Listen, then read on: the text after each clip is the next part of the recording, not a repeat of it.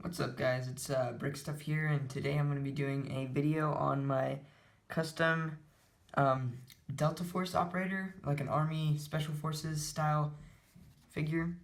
And so let's get into the video. And as you can see, he is painted for the most part everywhere, except for most of his random attachments. But the base body is painted. He has his multicam, which I'm pretty proud of. I think it looks very nice.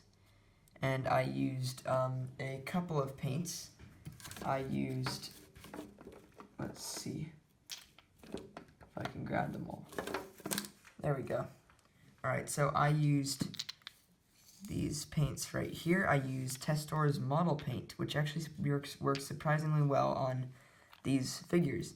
And so the first layer on him would be the green. It's flat green right here. I'm going to put that up there so you can see it. And then the next layer that I put was, because I kind of put like big broad pieces of this, so that that's like one of the larger colors on multicam. And also the base color for this is, let me see, I have an example right here. It's this base color. It's like a tan with little flecks in it. This is just a random body. And so basically it's the same color as his mask, and so I have that as a base color, which is a large part of multicam, and I also needed it to have the Cry Precision undershirt style thing. And so then the next color I did smaller strokes and just kind of still patches and then small little dots of flat olive. You can't really see it because paint dripped out of there, but flat olive is the next color I used. And then the final color in these little specks is not actually the standard this brown right here, because the brown is actually a little bit too light. It's the same color that is on my I have him right here, the Desert Storm figure. That is a little bit too bright orangey reddish to be on multicam. So what I did is I actually mixed black and this together, and until I got the right color, and I also used that for the line on the undershirt for the Cry Precision shirt. And now that we have the paints out of the way, we can take a closer look at the figure. And so his gun is just the standard, basically standard M4. I believe this came in one of the earlier sets of Mega Bloks. It was like I think it was probably my first set of Call of Duty Mega Bloks, like probably 7 or 5 years ago or something like that.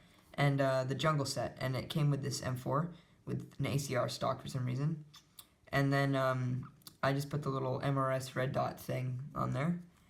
And then on his chest, he has this plate carrier style thing. I think it looks much better than the standard vests. And it looks better for like a Special Forces operator than one of these larger IBA vests, like an interceptor vest with mag pouches, because those are a little bit large. And so usually these smaller plate carriers have the little mag pouches. So I took those off of a drop leg pouch and glued them on there. And this originally did have, like the Coalition Special Forces operator, these side straps, but they fell off unfortunately. So I'm just keeping this for now, and I will eventually glue them back on. They are actually right here. It's this piece right here, and it looks like a little side pouch or the little molly system on the side. And so he also has almost like an olive drab backpack. I'm not really sure what the backpack is based off of, but it does have like a separate piece down here on each side. A little smoke grenade or flashbang or concussion grenade. I don't really know what these are supposed to be. They look like flashbangs. And then a little radio walkie-talkie style thing. And that just goes right there. And I would put it up here if he was a radio operator, which I think looks cool because it's kind of like the antenna coming out of their backpack. And I keep it down here so it's a little bit lower profile.